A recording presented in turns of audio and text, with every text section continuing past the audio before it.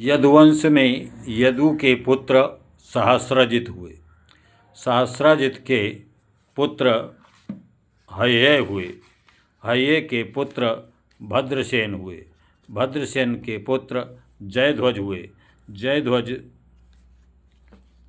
के उनके पुत्र कृतवीर थे।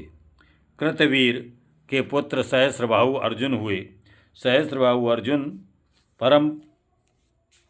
परम विद्वान बहुत श्रेष्ठ राजा हुए, जिन्होंने 85,000 वर्ष तक सातों महाद्वीपों का पूरी पृथ्वी का राज्य किया। उनके हजारों पुत्र थे, जिनको परशुराम ने मार दिया। उन हजारों पुत्रों में एक पुत्र था जयध्वज। जयध्वज का पुत्र के 100 पुत्र हुए तालजंग नाम के क्षत्रिय, और तालजंग के नाम के जो क्षत्रिय थे उनको राजा सगर ने मार डाला, और महर्षि की मदद से राजा सगर ने तालजंग के नाम क्षत्रियों को मार डाला। राजा सगर सूर्यवंशी थे। उन 100 पुत्रों में सबसे बड़ा पुत्र था वीतहोत्र।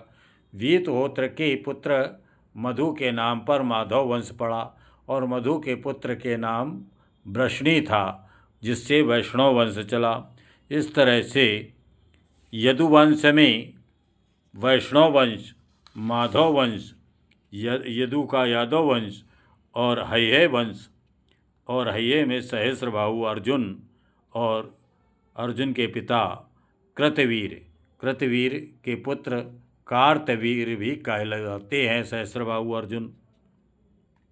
और ये अर्जुन के पुत्र जयध्वज, और जयध्वज के पुत्र 100 पुत्र थे तालजंग।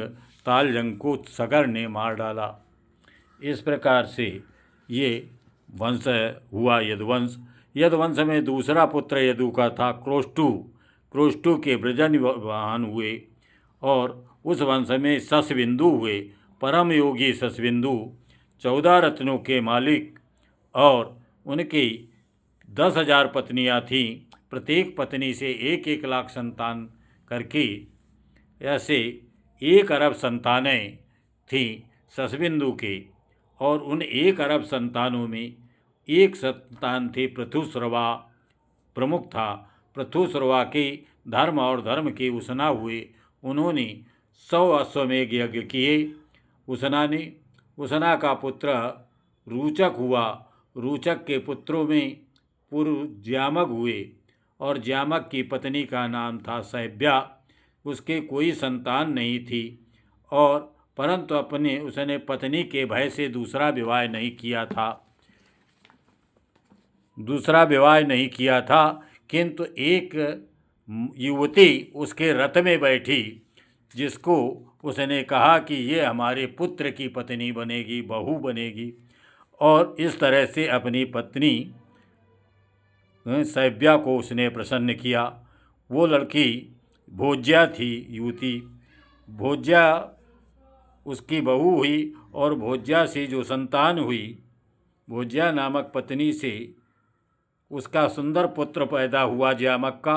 ज्यामक के पुत्र का नाम पड़ा विदर्भ, और विदर्भ की भोज्या नामक पत्नी से 3 पुत्र हुए, कुश, कृत, रोमपाद, जिसमें रोमपाद और कृत वंश का वर्णन मिलता है।